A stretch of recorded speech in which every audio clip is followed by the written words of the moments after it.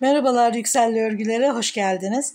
Güzel bir elbise modeli çalışacağız. Tabii beğendiyseniz. Şöyle gayet seyrek dokulu, mümkün olduğu kadar az ip kullanarak ve mümkün olduğu kadar seyrek örerek örgünün içeri hava girmesine, yani örgünün nefes almasını sağlayacak şekilde seyrek dokularla harika bir yaz elbisesi. Tabii ki bu sonbahar, ilkbahar ve yaz aylarında kullanacağımız için örgüyü de ona göre örmemiz gerekiyor ve ona göre ip kullanmamız gerekiyor. Ben gene kiloyla aldığım iplerden kullandım. Bu %100 pamuk simli, parlak bir ip. Tabii çekimlerde ne kadar görünüyor bilmiyorum ama gerçekten parlak bir ip. Şimdi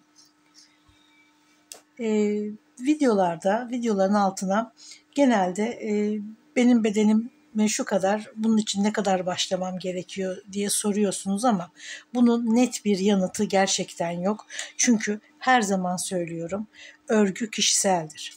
Ölçüleri alacaksınız, bu ölçülere göre öreceksiniz.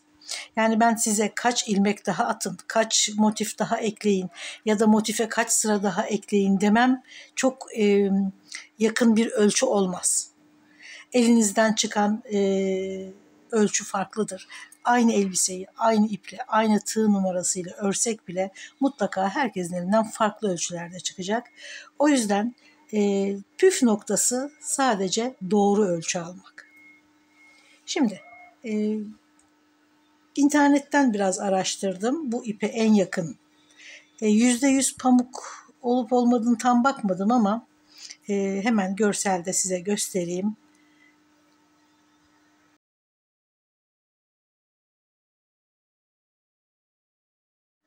Evet, Yarn Art'ın bu ipi e, renk olarak çok benziyor. Ama kalınlık olarak bir tık biraz daha kalın olabilir. Ona göre tığ kullanırsınız. Zaten eliniz çok sıkı çıkartıyorsa örgüyü, çok sıkı örüyorsanız mutlaka daha geniş tığlar kullanın. Böyle bu tip örgülerde sık dokulu örgüler kullanışlı olmuyor. Çok severek örersiniz ama kullanamazsınız. Yani kullanamadıktan sonra da boşuna emek vermiş olursunuz. Bunlara çok dikkat edin. Önce iplere dikkat edin. Mevsimine göre kullanmanıza dikkat edin. Çok delikli, çok seyrek hava alması gerektiğini unutmayın.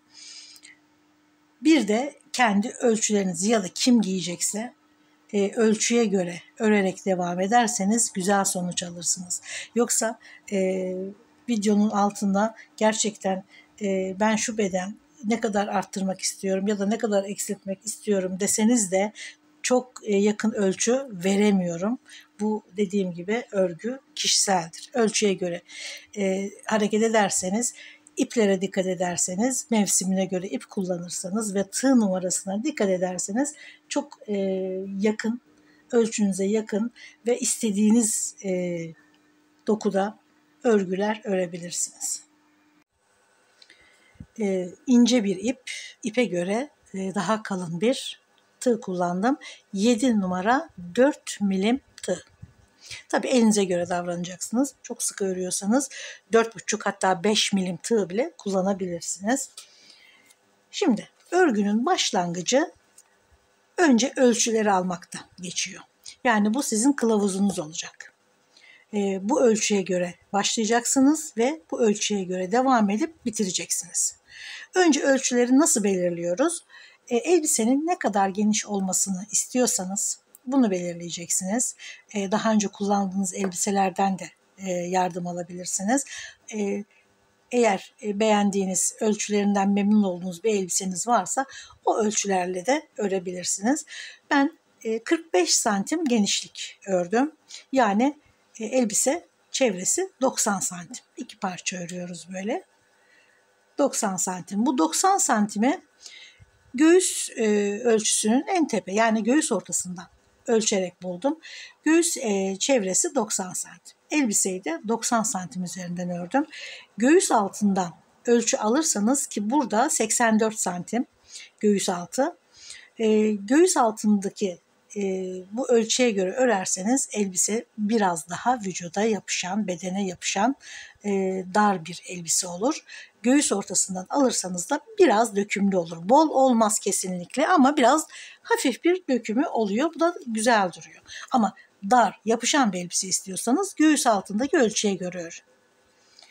Şimdi 45 santim olarak enini belirledim. Etek ucundan koltuk altı oyuntusuna kadar 63 santim olarak belirledim. Daha uzun, daha kısa, tamamen sizin beğeninize kalmış. Sonrasında koltuk altı için 6 santim bir girinti oyuk yapıyoruz. Sonra şuradaki yaka kısmına doğru devam ediyoruz. Bu da 33 santim şöyle ve 12 santim. Bunları belirledikten sonra artık örgüye başlayacağız.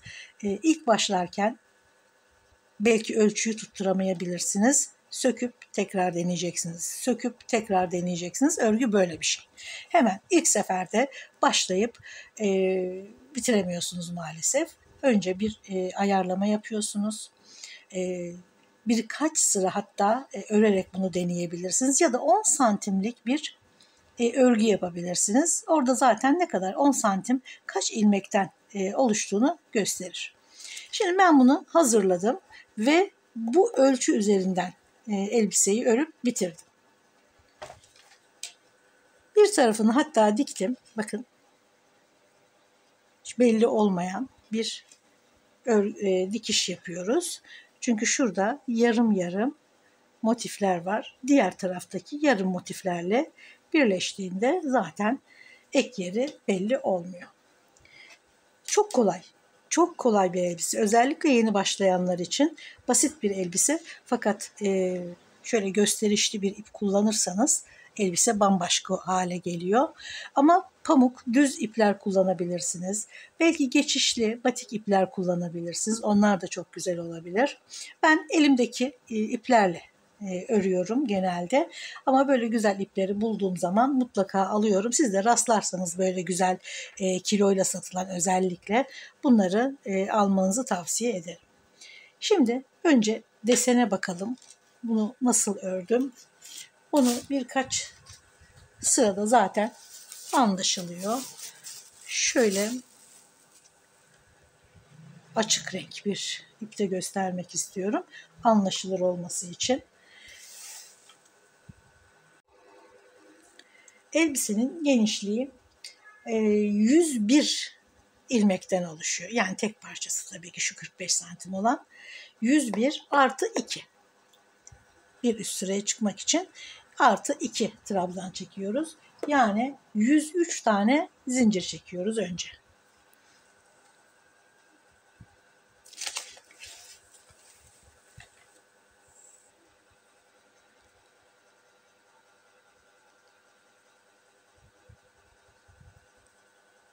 ...103 tane şöyle sıkmadan, çok fazla bol çekmenize gerek yok ama kesinlikle sıkı bir örgü olmayacak.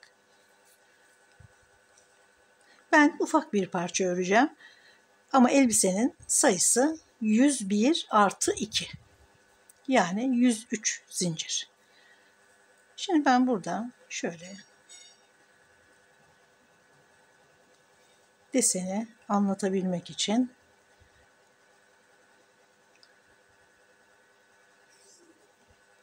yeterlidir. Artı 2 çekiyoruz. Sonrasında 1, 2, 3. zincire ikili trabzan. Her zincirin içine ikili trabzan örüyoruz.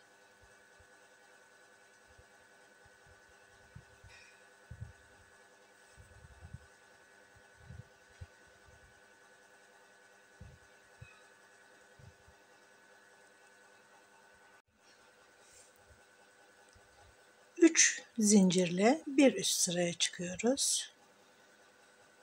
Bu ilk trabzan. Yanındakine 7 tane trabzan örüyoruz. 1 2 3 4 5 6 ve 7. Şimdi 6 tane zincir çekiyoruz. 2 3 4 5 ve 6. 2 kere doluyoruz. 1 2 3 tane ilmek atlayıp dördüncüye 1 2 kere çıkıp bekliyoruz. Gene 2 kere doluyoruz. Aynı ilmeğin içine 1 2 bekletiyoruz.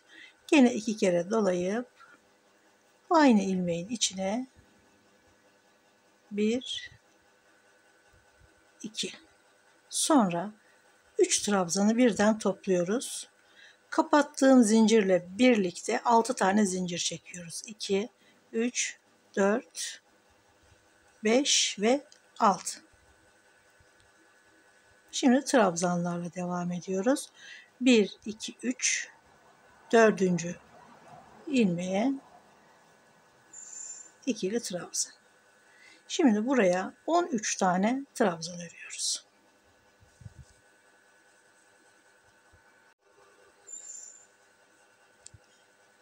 6 tane zincir,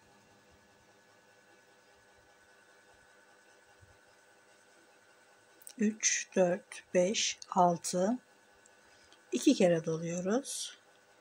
1 2 3 dördüncü ilmeğe 1 2 bekletiyoruz.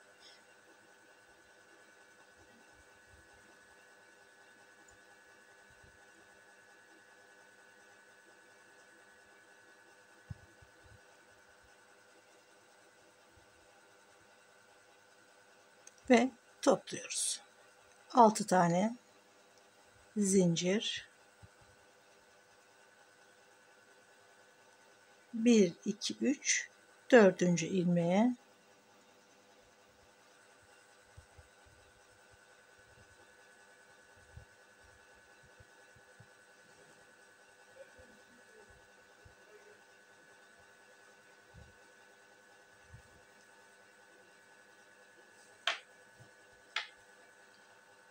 7 trabzanla başladık. 7 trabzanla bitirdik.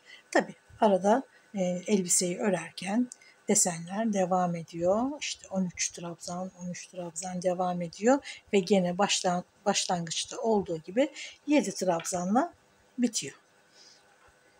Bir üst sıraya 3 zincir çekiyoruz. Bu ilk trabzan. 4 tane trabzan örüyoruz. Son ördüğümüz trabzanın şöyle üzerine buradaki yaprakları çalışıyoruz.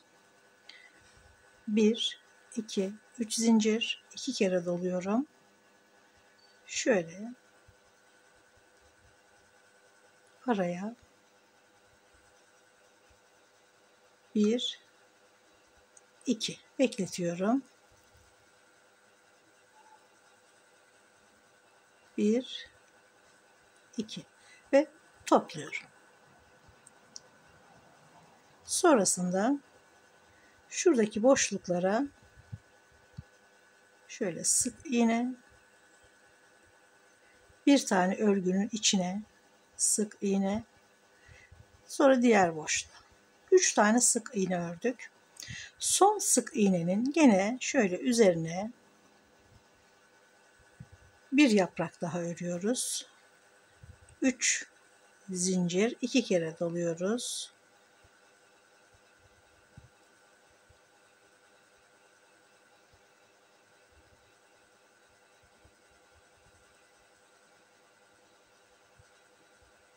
Ve topluyoruz. Üzerine alıyorum. 1 2, 3, dördüncü ilmeğe bir trabzan, toplamda 7 trabzan örüyoruz.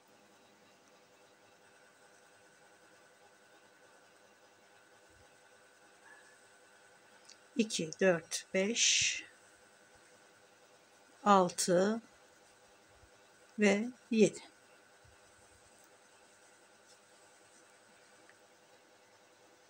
...13 trabzan, sonrasında 7 trabzan olarak azalıyor. Sonra gene 7 trabzan, sonra gene 13 trabzan ilerledikçe gözüküyor zaten. Şimdi gene son yaptığımız trabzanın üzerine 1, 2, 3 zincir. Şöyle 2 tane ip alıyorum. 1, 2.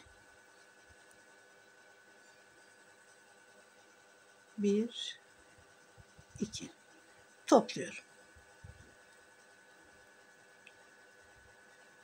Boşluğa 1, örgünün içine 1, boşluğa tekrar 1. 3 tane sık iğne.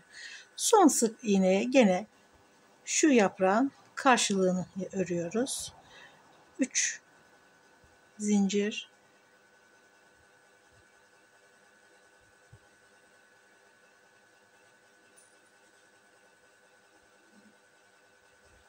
topluyoruz. 1, 2, 3 atlıyoruz. Dördüncü ilmeğe 4 tane trabzan.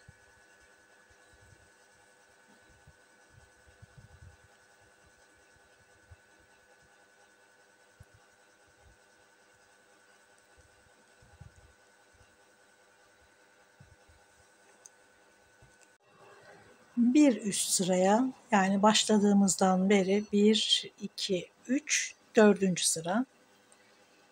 Gene ilk trabzanı zincirle örüyoruz. 4 trabzanın üzerine 4 trabzan örüyoruz. Şimdi 6 tane zincir. Burada 3 tane sık iğne örmüştük. Boşluğa, örgüye ve boşluğa. Şimdi onların üzerine birer tane daha sık iğne örüyoruz.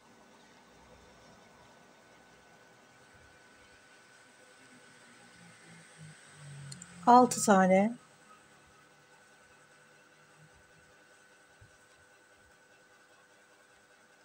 zincir. Burada 7 tane zincir örmüştük. Her birinin üzerine 7 zincir. Şimdi şurayı örüyoruz. İlk yaprağı ördük. Yanlardaki 2 yaprağı ördük. Şimdi şu 6 zincir, 3 sık iğne, 6 zincir ve 7 trabzan.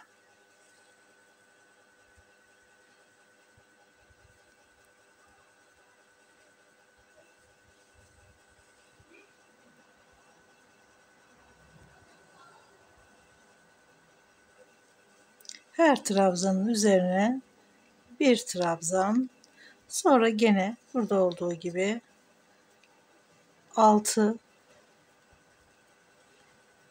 zincir, 3 sık iğnenin üzerine 3 sık iğne, gene 6 zincir,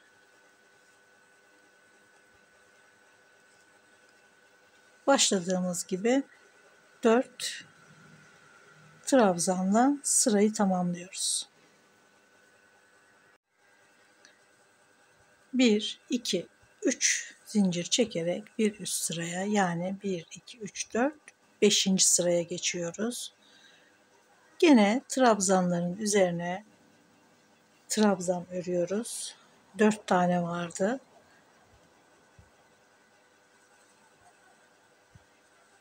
Şimdi bu 6 zincir çektiğimiz boşluğa devam ediyoruz.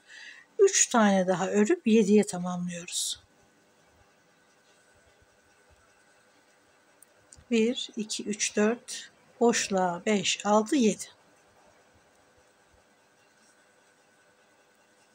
Burada şu üstteki yaprağı örüyoruz.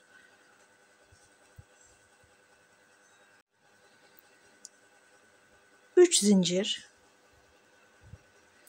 2 kere doluyoruz. 3 sık iğnenin ortasındakine 1, 2 bekletiyoruz.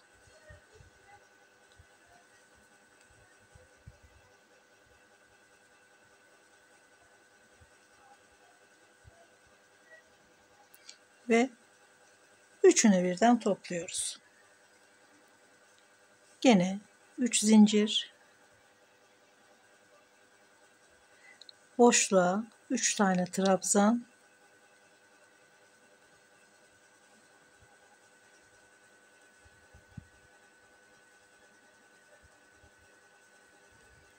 7 trabzanın üzerine 7 tane trabzan,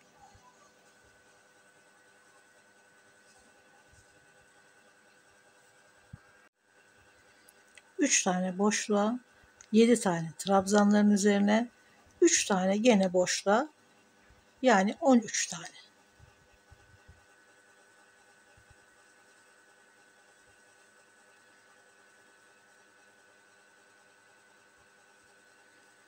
Şimdi gene 3 zincir, 2 kere doluyorum. 3 tane sık iğnenin ortasındakine 1, 2, üçüncü trabzanı da örüyorum ve üçüncüsü de hepsini topluyorum. Gene 3 zincir ve gene boşluğa 3 tane, 4 tane de trabzanlara 7 trabzanla tamamlıyoruz.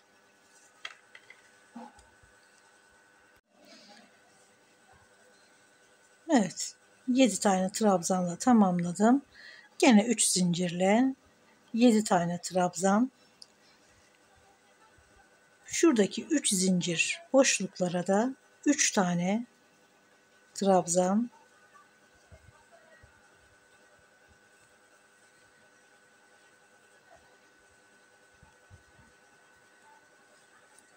bir tane de şöyle yaprağın tepesine şuraya yapalım. Sonra 3 trabzanda diğer boşluğa,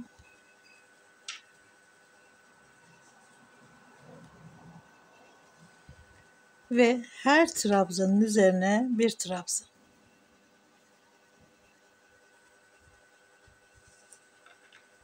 Trabzanların üzerine trabzan, aradaki boşluklara üçer tane, bir tane de yaprağın üzerine. Aynen devam ediyoruz.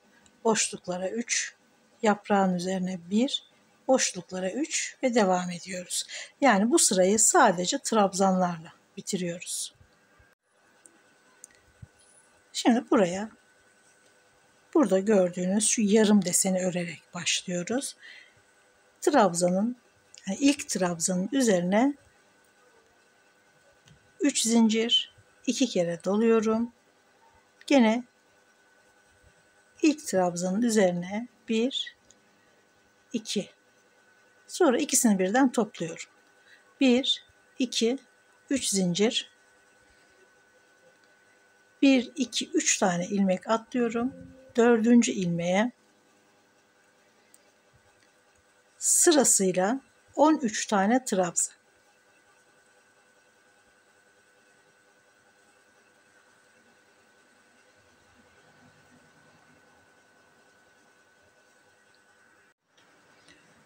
Tane trabzan ördük.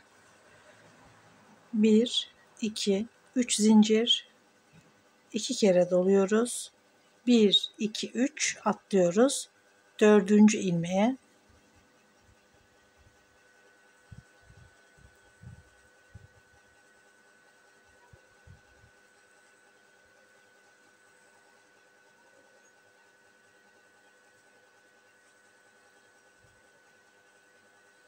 Şimdi üçünü birden topluyoruz. 1, 2, 3. 1, 2, 3. Dördüncü ilmeğe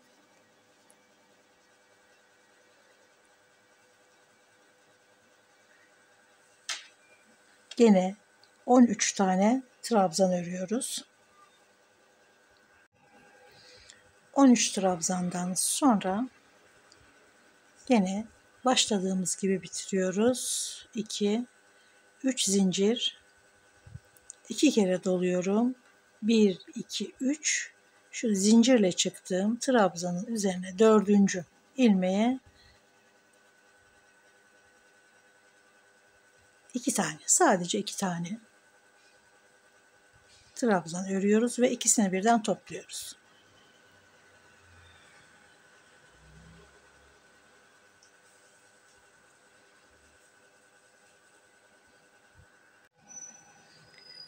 Bir zincir, hemen dibine bir sık iğne. Boşluğa bir tane sık iğne. Yarım desen örüyoruz çünkü. Ortada 3 tane sık iğne değil, sadece 2 tane sık iğne.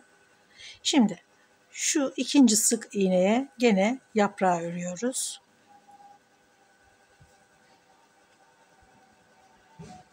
Üç tane zincir doluyoruz. Son ördüğümüz sık iğnenin şöyle 2 tane ipini alıyoruz.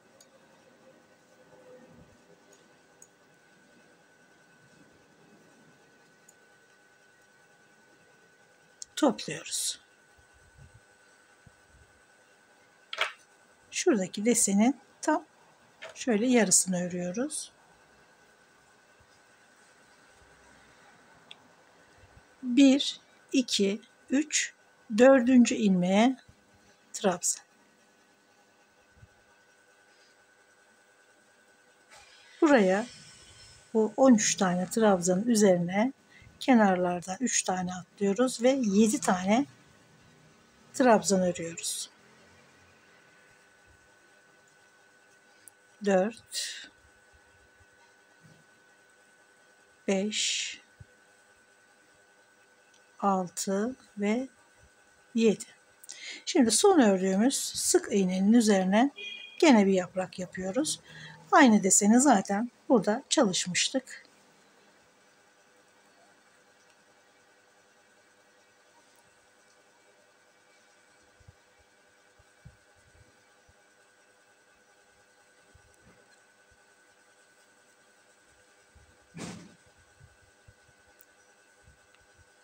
Topluyoruz.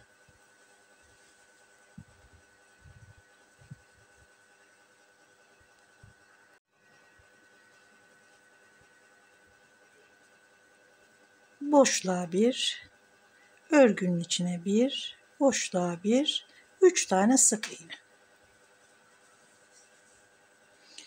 Şimdi ben aynen bu elbiseyi de bu şekilde ördüm. Fakat ip değişince örgünün şekli de değişiyor. Şöyle göstereyim. Bu belki bir fikir verir. Şimdi 3 tane trabzanı topladık. Araya şöyle bir zincir çekerek bitirirsek şu yaprak deseni, sonra 3 tane sık iğneyi örersek burada daha rahat duruyor şu yapraklar. Yani üzerine topladıktan sonra bir zincir çekmek daha rahat durdu. Tabii bu ipe göre değişiyor. Burada bu şekilde çalışmadığım halde gayet güzel duruyor desenler. Yani bu ufak detayları da çalıştığımız ipe göre ayarlamak bizim elimizde. Şu şekilde durması daha güzel bu ip için. Ama burada her şey gayet güzel ilerledi. Şimdi bir tane de boşluğa 3 tane sık iğne ördük. Son ördüğümüz sık iğnenin üzerine yine bir yaprak. Şöyle 2 tane ipini alıyorum.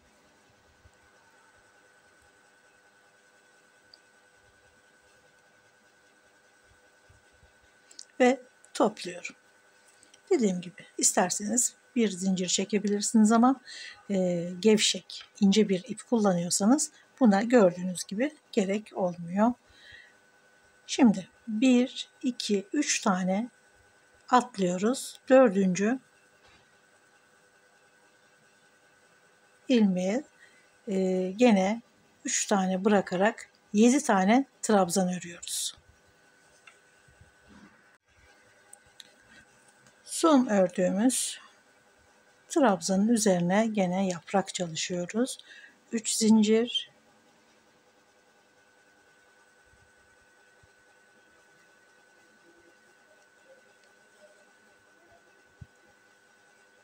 bir tane daha ve topluyoruz.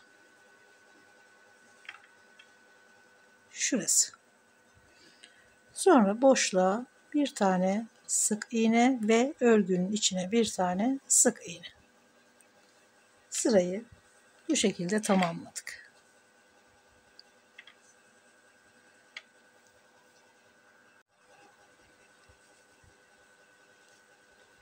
Bir zincir.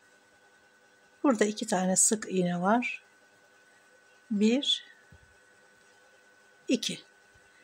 2 tane sık iğneyi örüp hemen üzerine 6 tane zincir çekiyoruz.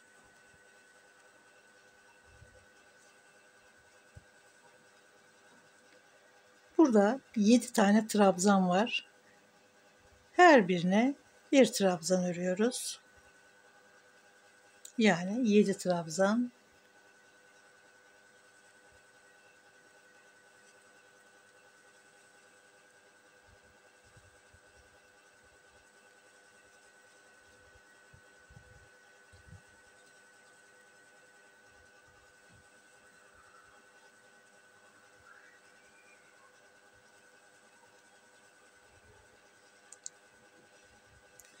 Şimdi 6 tane zincir. Burada 3 tane sık iğne var. Her birinin üzerine birer tane sık iğne. Gene 6 zincir çekiyoruz. 7 trabzan. Gene 6 zincir. 2 tane sık iğne ile sırayı tamamlıyoruz. Evet, 2 tane sık iğne ile tamamladık. Şimdi ilk sık iğnenin üzerine 1, 2, 3 zincir. Aynı ilmeğin içine ikisini birden alıp tamamlıyoruz. Şurada bir yaprak, yarım yaprak tabii ki. Şurada gene bir tanesi, karşılığı şu şekilde. Sonra üzerindeki şuraya denk gelecek olan şu yaprağın yarısı ve kenardaki çiçeği tamamladık. Bu yarım olanlar diğerleriyle dikerken deseni tamamlıyor. Şimdi devam ediyoruz.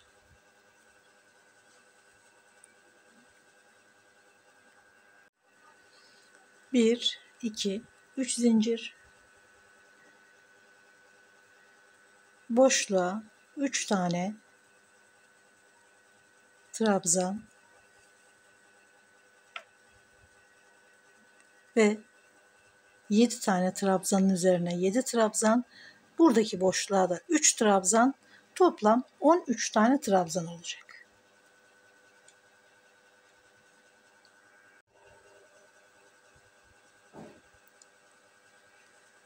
3 tane zincir, 2 kere doluyoruz. Şu 3 sık iğnenin ortasındakine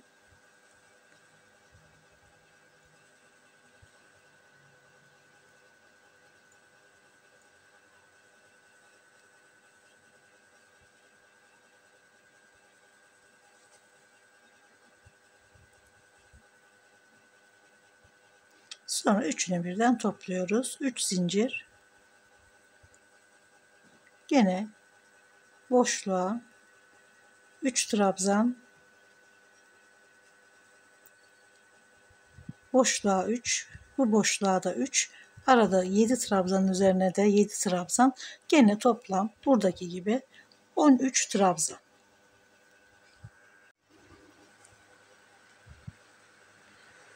3 zincir, 2 kere doluyorum. Baştaki sık iğneye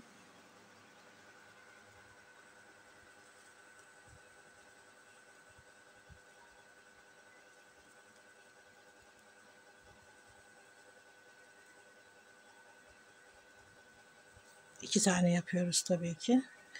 Şimdi bir üst sırayı aynen şurada ördüğümüz gibi trabzanlara trabzan, boşluklara üçer tane trabzan örerek, yani sadece trabzan sırasıyla bitiriyoruz şuradaki gibi. Boşluklarda üçer tane ve her trabzanın üzerine bir trabzan. 3 zincir, boşluğa 3 tane, trabzanlara birer tane.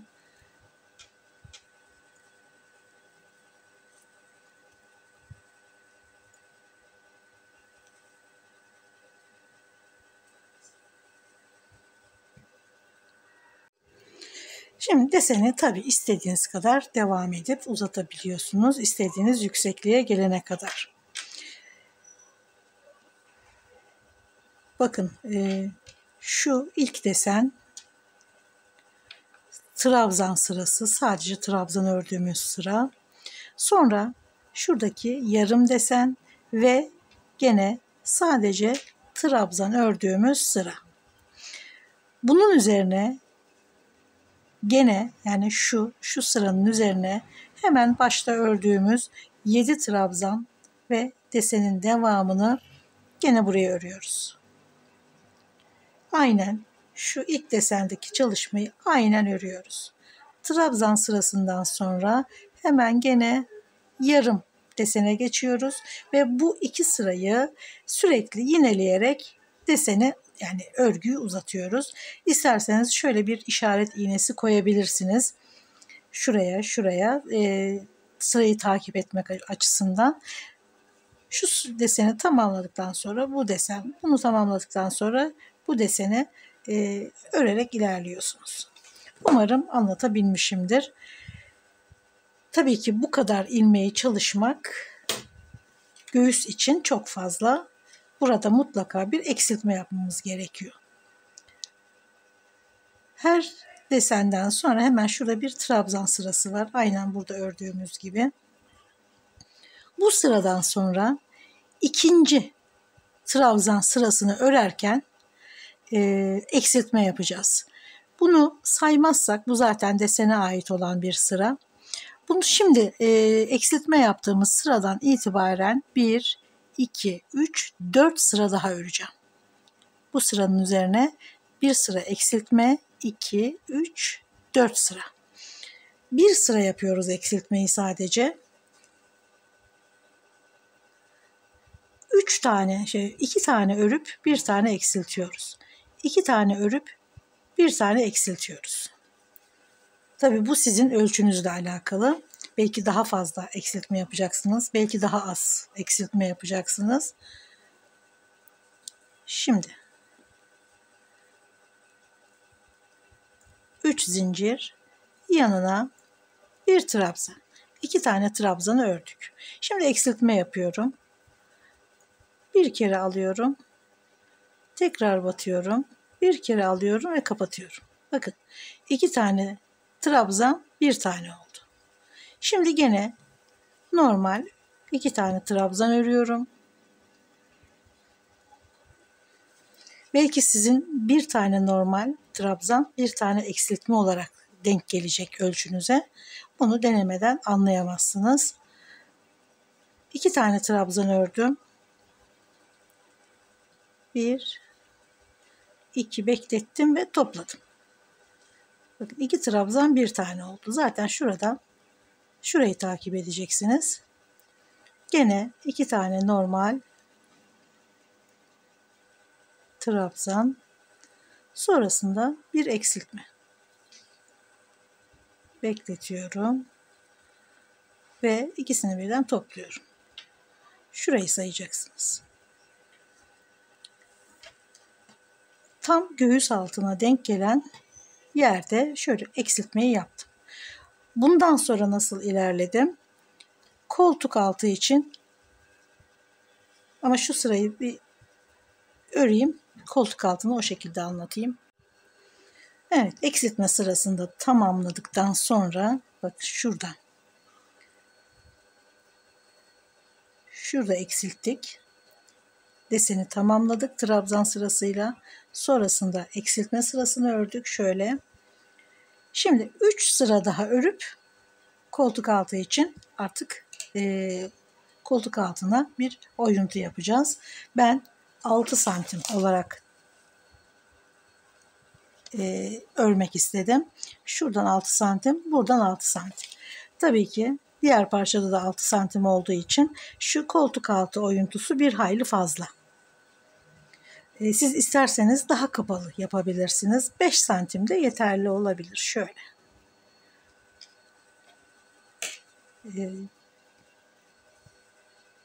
Diğer sıraları da örmüş olarak kabul edelim ve koltuk altı için hemen 6 santim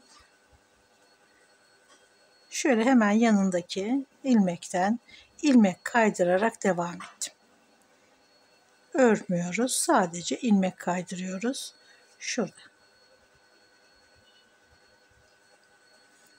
6 santim kadar böyle ilmek kaydırarak geldim.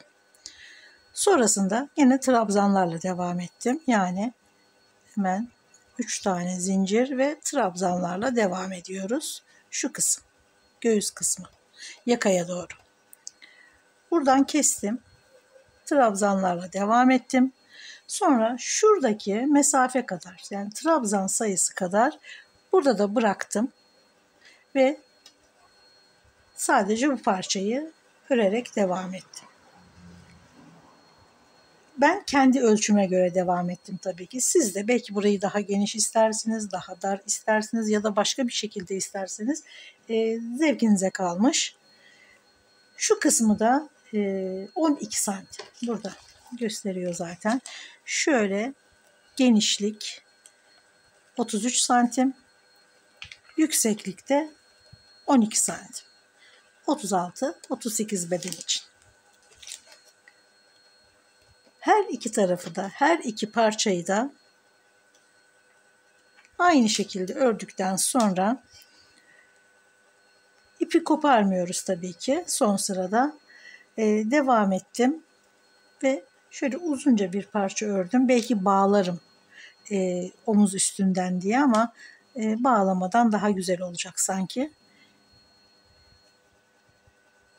Şu kadar yeterli oluyor. Diğer parçaya dikeceğim şöyle ucuna. Şu şekilde. Siz de kendi ölçünüze göre tabii öreceksiniz bunu. Buradaki ölçüyü de hemen göstereyim. 17 santim. Bunu nasıl ördüm? Hemen onu da göstereyim. Beyaz parçada göstereyim ki anlaşılır olsun. Askıları da bu şekilde 17 santim örerek karşı tarafa diktim. Askıları da hazırladıktan sonra şurada yaptığım dikişin aynısını şimdi bu tarafa yapıyoruz.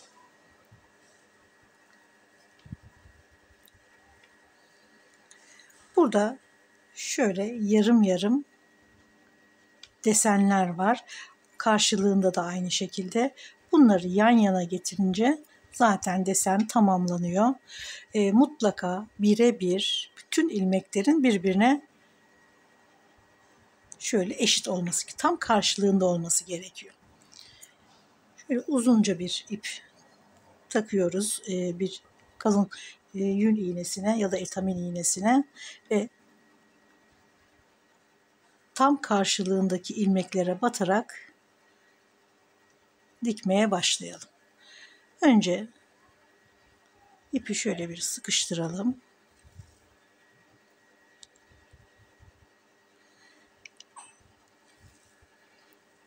Sonrasında tam karşılıklarında tutalım ilmekleri, birbirinin tam karşısında ve sadece 2 ip alarak iğnenin üzerine dikiş yapalım. Çok derinden dikmeyelim.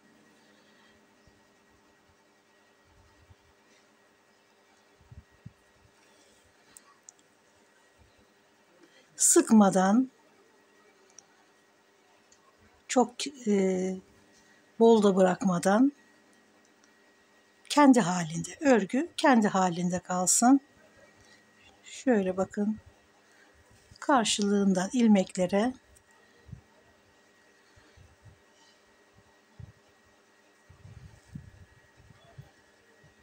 kontrol edin, üst üste geliyor mu?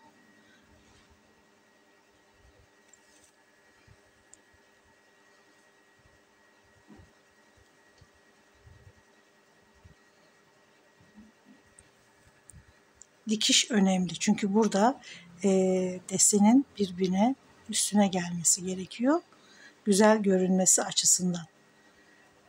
Desenleri kaydırırsanız ördüğünüz elbisenin de formunu bozmuş olursunuz.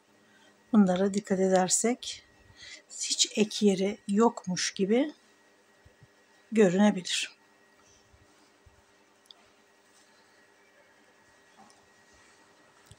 Bakın, tamamen karşı karşıya.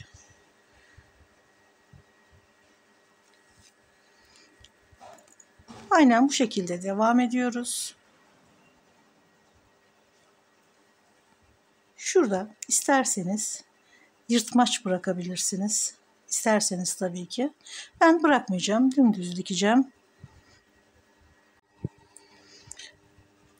Buhar ütüsü yaptım. Bu da çok değiştiriyor örgüyü, inceltiyor, güzelleştiriyor. Gerçekten zaten çok dökümlü bir ip olduğu için bir de buhar ütüsüyle harika bir form kazandı. Umarım beğenmişsinizdir. Aslında çok şıkır şıkır parlayan bir ip fakat sanıyorum çekimlerde pek o kadar gözükmüyor. İstediğiniz ipi kullanabilirsiniz tabii ki. Geçişli batik ipler de çok güzel olur. Ama tabii ki pamuklu, merserize ve yaza uygun ipler olması gerekiyor. Evet, videolarımı beğeniyorsanız, bundan sonrakileri de izlemek isterseniz beğenmeyi ve abone olmayı lütfen unutmayın. Görüşmek üzere, sağlıkla kalın.